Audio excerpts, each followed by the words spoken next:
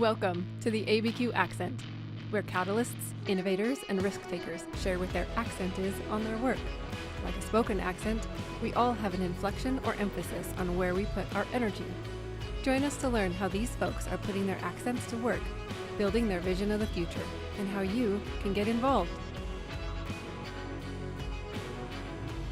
Hello, and thank you all so much for joining us. This is the ABQ Accent. I'm Mariah Harrison, and I'm very, very happy to welcome one of my good friends, Vaisu Bronk, here today.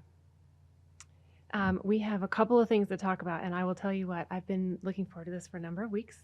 We've been working together on scheduling. There was a holiday in between, and here we are, and thank you so much for your time, Vaisu. Thanks so much for having me. Yeah. So Vaisu is currently the manager of volunteer programs and special projects at APS. And that's how I originally came to know you, because you were on the board of the ABQ Volunteers Advisory Board and also through Corporate Volunteer Council, right? I think that's how we originally met. Yep, I think so. Years just passing by. So I've been able to spend a number of hours with you through volunteer work, and I know that that's one of your passions. So before I let you describe a lot more about how that goes into your life on a day-to-day basis, and I know you integrate it into your work life, really, which I think is sort of a natural outcome. I'll talk a little bit about your background. From what I can understand, you have really been prolific across both public and private sectors, the nonprofit sector. People know you through PR, marketing. They even know you as an adjunct professor at CNM. You've been out of Chicago and was at Ohio. There's been work done. So I know that you have a rich history in Albuquerque. You've really been building a beautiful community around you, and I want to know more about that. And there's a couple other tidbits here that I think we'll get to. So let's just start off giving you the floor. Vaisu, tell me more about you and what brought you to the work you do today. Sure. I'm not quite sure what brought me here, but Talk it out. Life has a way of taking you places where you should be. And I grew up in Ohio. I moved to Chicago for grad school. It was my excuse to move to Chicago, but I did get my master's degree. But as I was finishing up my master's degree, I decided to incorporate some work that United Way was doing and some issues that they were facing into my grad thesis. So I volunteered to work for them for free. Okay. This is my testament to good things happening to people that volunteer. Right. At the end of that project, a position opened up. I was interested, and I got the job without even interviewing. Nice. So while I was there, the United Way in Chicago is is the largest, or at least it was, in the nation. They had an over $100 million campaign. And for that to be something I was working on in my 20s, I just had so many rich experiences there, working with Fortune 500 companies, over 450 health and human care agencies. I had really the best of both worlds, and a lot of partnerships, and just seeing how the community can come together to really support the needs of all kinds of issues and people. So you saw early how a huge organization can make a lot of impact with that amount of money. Was there a particular campaign? Was there a name of a campaign or a goal you were looking for during that time? We did at the time. I was in my 20s, and I was at the forefront of United Way of America's donor choice rollout. This is, I think, pretty typical now, where parts of United Way campaigns don't have to be a United Way agency. It can be an agency that you might feel strongly about. But back then, it wasn't that way. And so it was really exciting to see how they really had the idea of, we just want to build support. And if it's not through these agencies that we fund, tell us who you want to support. And they started incorporating that into their model. And I thought that was really neat, because it's, now years later, that's just part of the fabric of United Way and how they raise money and support the community. I know that that's one of the things that our employees here at the United Way Giving Campaign every year take advantage of, like Giving Choice, or Donor's Choice. Donor Choice. Yeah. So this was for your Master's in Public Administration, and it sounds to me like the perfect kind of project. that rolled you into just that kind of work. Mhm. So after United Way, where did you go? After United Way, I happened to meet my future husband in Chicago, Nice. and he was moving out here to develop property for his mom. And when he was done, he asked me if I wanted to move out here or if he wanted me to come back to Chicago. And not sure what the thought process was, but here I am, 20 some years later. And so I moved out here, and a lot of people told me, don't move out there till you get a job. But I did a job search, and I was really fortunate to get a job as the director of public relations at the Chamber of Commerce. Right here So in Albuquerque. right Yeah, here in yeah. Albuquerque, and it taught me so much about the community because of all the things they do, from their interests in education to supporting the business community to legislation, all kinds of things. So it was a really neat indoctrination to a city. I moved here and started working the same day. And so, yeah. And then so from there, I got married. I had children. We didn't have any family in town, and so I decided to start working part-time. And so I found a job as executive director of the New Mexico Psychological Association. Interesting. Really great work. We during that time, we were one of the first, we were the first state to grant prescribing privileges for psychologists. And so that was really exciting to work on that kind of legislation. Yeah, and then I started working with a local PR firm, and I worked on and off with them for about 7 years. They were really supportive, between the births of both of my children, and did a lot of really great work with them as well, and learning a lot about legislature, business. I worked on the studio opening, all kinds of fun things. Which studio? The Albuquerque studios. Oh, the movies. Yep, the movies. Yeah. the Albuquerque studios. The studios. Yeah. So that was really exciting. I see. So you were able to interweave a number of different projects while you were doing part-time work. Yeah. Wow. I really love that you were able to hit the ground running with the chamber, because if anything, that's going to give you really an insight into what a city is like, what their businesses are like, what the owners are like, what they're looking for, what the economy's like. Yes. That's really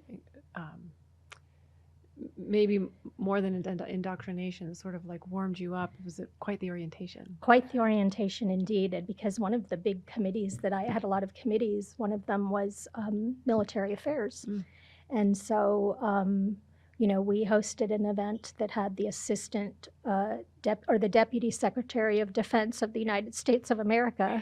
And, I loved working with the military affairs, just wonderful people doing great work in service to our country. I worked for a 3-star general in Chicago. And so I just always really appreciated that aspect. And so, and of course, our base is such a big part of this community. And that's not something that you find in any community. And so, yeah, exactly. Not only learning about all of the aspects of the community, but that particular aspect, I really learned a lot.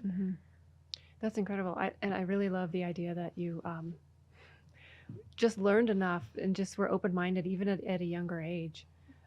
I'm not quite sure exactly what age you were. We don't have to call out the ages throughout this. We know that the experience is what matters.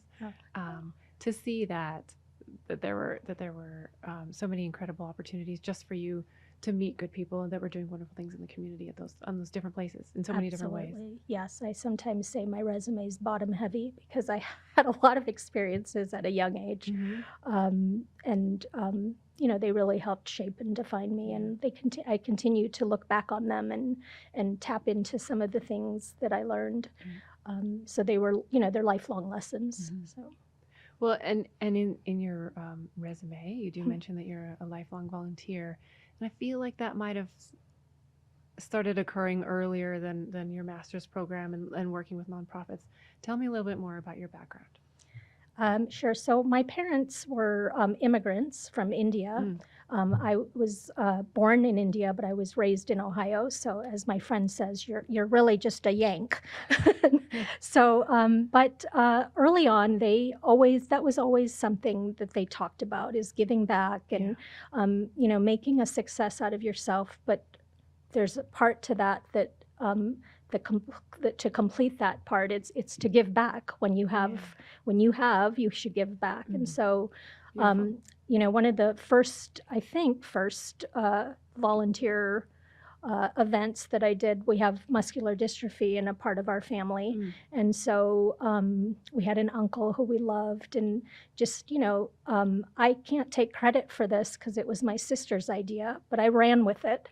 And we had a little muscular dystrophy carnival in our neighborhood. We had games, balloons, food, to raise money for muscular dystrophy. And I thought it was really neat how we incorporated something really fun with, just telling people in a very casual way, this is why we're doing this, and this is what this means, and just raising a little awareness in a really great community event.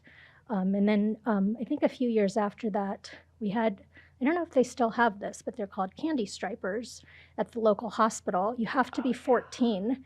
And I had an older sister who was doing it, and I always was kind of the type who couldn't wait to do what she was doing.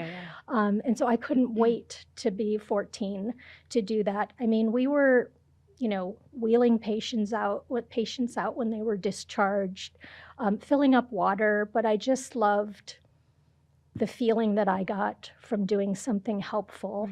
And the uniform was cute too. Is there any part of the candy stripers to candy? No, their uniforms were red and white stripes. So I don't know if it was something like it resembled a candy, a striped candy. I was hoping at 14 you got a benefit of candy. We did get a free lunch in the cafeteria, which I don't know if I would have loved now, but at the time it tasted good. Yeah. Well, the biggest part was that you got to spend time with those patients in the hospital setting, and being of incredible help during a transitional time. Yeah, and I loved just coming in and offering a cheerful, it didn't take much from me, but I got just as much out of it as I hope they did. You're such a sweetheart. You're adorable picturing you and your sister in the candy stripe outfits, making everybody else smile. I love that. Yeah, that was fun. That's great. Is there anything else your sister did that you wanted to follow into? Or familial sort of belief? After that, I was more about doing what she didn't do. Once the teen years set in, I wanted to kind of mark my own way. Yes, so. And you have. Yeah. Well, I really love the Muscular Dystrophy Carnival at 11 years old. I think I was either 11 or 12, around that. Yeah. With your siblings. Yes, with my siblings and a couple of the neighborhood friends. Yeah. If anything, that's a core memory that set you off. Yeah. I'm so glad you remember that. Gosh, I'm even asking that question. I wonder what my first one was. I'll have to think about that. We'll go back. I had to think about it when I knew I was coming. Yeah. So we're, big picture Vaisu, you are married, you have kids who are grown now, if you will. Grown is relative. It absolutely is. But I know that whole entire time while they were growing up, that you were, I will surmise that you were instilling these same kinds of qualities into your kids to encourage them to be giving back in the way that they had been privileged in several different ways that I know, especially distinctly through your love. How did your kids sort of put that to work? Yeah, absolutely. I've always worked with organizations that needed help. So, for example, I was the executive director of Art in the School for a few years. And that was a part-time position that also came out of volunteerism. I started as a volunteer with the organization, and when the executive director was quitting, my son was in 5th grade, which is the cap for that program. It's a K through 5. Okay. And she and I would always talk about our backgrounds. And I said, oh, this is my last year. And she said, well, I'm retiring. I think you need to apply to this job. Yeah. And it was such a lovely experience. But my kids have always been roped into helping with whatever organization I have been in. They assembled binders for trainings. They helped me with AV, which was huge. And just always, they still talk about, we had a model there that to really teach kids to look at art and kind of promote critical thinking through art. And they, to this day, still remember the buzzwords of, what do you see that made you say that? What's going on in this picture? And so I think it definitely has embedded in them. And, I'm proud to say my daughter, when she was in high school, she's just graduated from college, and my son's a junior in college, but she went and got trained. She started school early, so she wasn't 18 yet, but she signed up and registered to be trained to register voters, and work at the polls, even though she couldn't do it. But she just really wanted to do that, because I think hopefully they learned early on, and they have that in them, to where getting out and getting involved with the community in whatever way you can. Absolutely. Is again, I say, it's a two-way, it's a win-win. You really get a lot out of that. Yeah, well, Mother Mentor, thank you for providing that example. That's awesome. I look forward to hearing more about what they're up to. I know that there's a lot more really incredible things to come from them. So let's talk a little bit more about where we're at these days. You put a lot of effort into your current your current work is really more than a full-time job. I know that you do so much. I mean, the Albuquerque public school system is massive. Let's just sort of break it down a little bit on what your role is right now with the schools as the volunteer coordinator and the special projects manager. So Special Projects is code word for the clothing bank, the APS clothing bank. That makes sense. Okay. And it's a wonderful organization that I didn't know about. My kids went through public school, and I didn't know about it till I got this position. But APS provides a lovely warehouse, a van, some staff, and we provide basic needs to students so they can come to school ready to learn.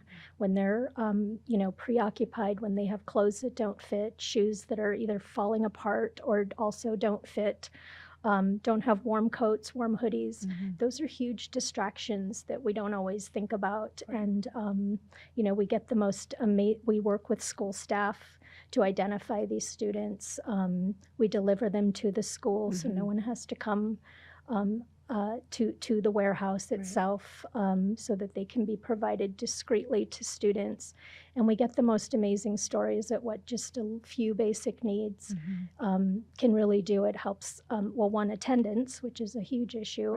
A lot of times kids don't come to school because they're walking to school in uncomfortable shoes, or they're embarrassed. And, kids get bullied a lot when they don't have adequately fitting clothes, things of that nature. But they just, having those few basic needs really helps them become more engaged. They participate more, and we hear these stories all the time from school staff. What's that process if a student was in need of anything in particular? So any student or any family member can contact any school staff. And the model that we have is the referrals come through school staff so that they can also identify wraparound services. Because usually if you need a new pair of shoes, there might be other things that the family needs. So then on the flip side, my other job, managing volunteer programs, we're really just trying to work with schools to build capacity to align their volunteer programs in a more intentional way to meet school goals. And so really starting with the school goals and moving the volunteers where they will make the most impact, rather than, just we love our volunteers, but we really want to make sure they're doing something that's really going to help school staff, alleviate some of the burdens of school staff, and help meet some of those critical goals like attendance and academic goals. So when you say align them, I mean, are you looking at one in particular school, like a junior high, where a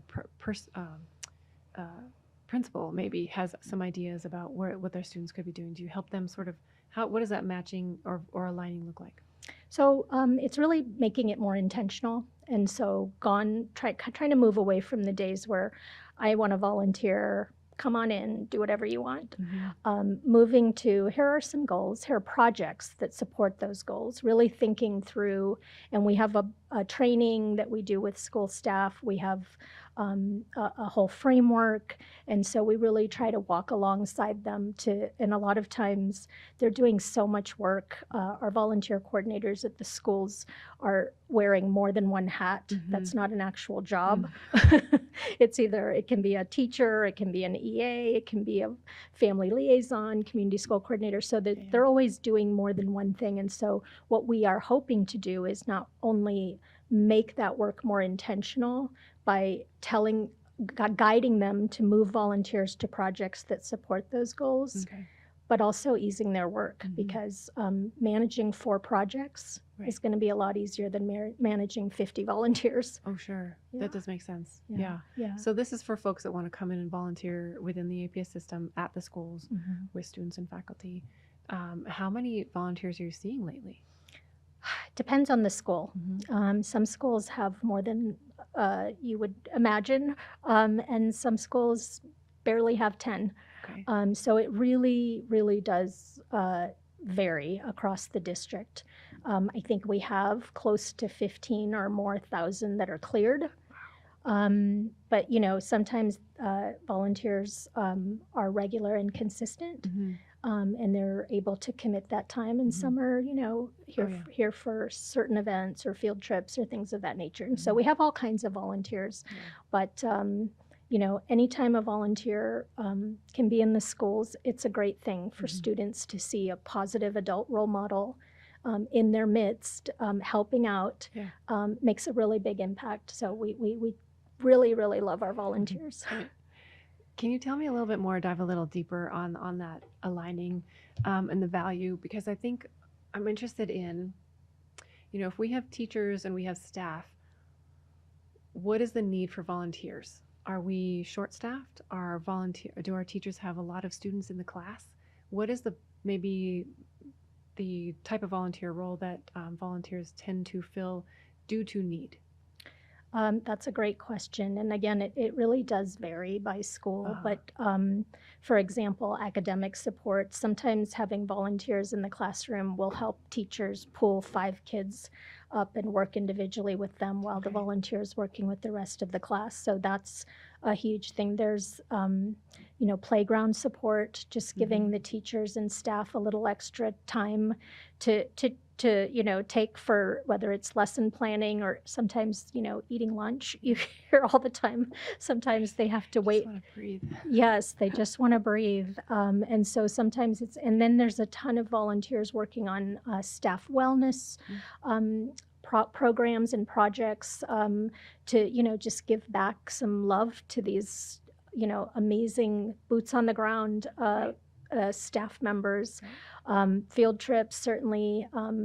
We have to have chaperones for field trips. And then we work with a lot of partners in the community that do reading supports to our most highest needs students and things like that. And so I'm sure I haven't covered everything a volunteer does in the school. But there's a lot that goes on, and different schools have, I think, different needs. And so we always tell people to contact the school that they're interested in working with. Okay, that was my next question. Yeah, because hopefully then the school can say, this is really where we need you. Right. Okay. So contact the school directly, and that might actually be great for some folks because they live in the neighborhood. Yes, exactly. Or their kids already go there, or and then they can speak with somebody who can identify what those special projects are that the volunteers are managing. Yep, exactly. Right on. So in your role as sort of a representative of APS, you're also allowed to work on additional boards. And I imagine that's what brought you to the Volunteers Advisory Board at the city. What is it also that brought you to the Corporate Volunteer Council? Going back to the work I did at United Way, this wonderful, just really beautiful relationship that Fortune 500 companies had supporting health and human care agencies. And so that whole concept has always been very inspiring to me. And the companies we have on the Corporate Volunteer Council are all amazing.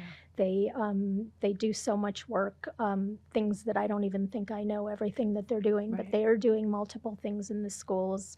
And and they're just amazing people because they have some of the best jobs where they get to parlay corporate support Right. to help the community. And Mhm. so it's a Statewide. really, yes, statewide. Mhm.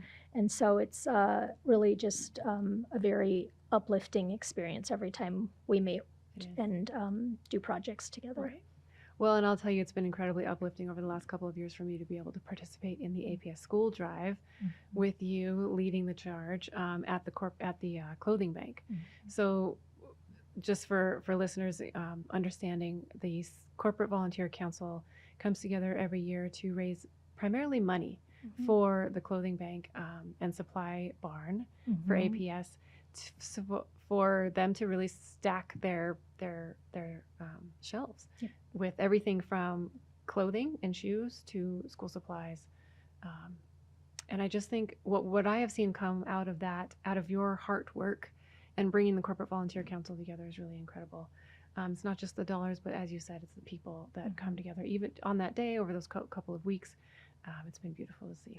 Yeah, and it's wonderful to hear how inspired employees are. Right. They get excited every year to do it, and so I love that.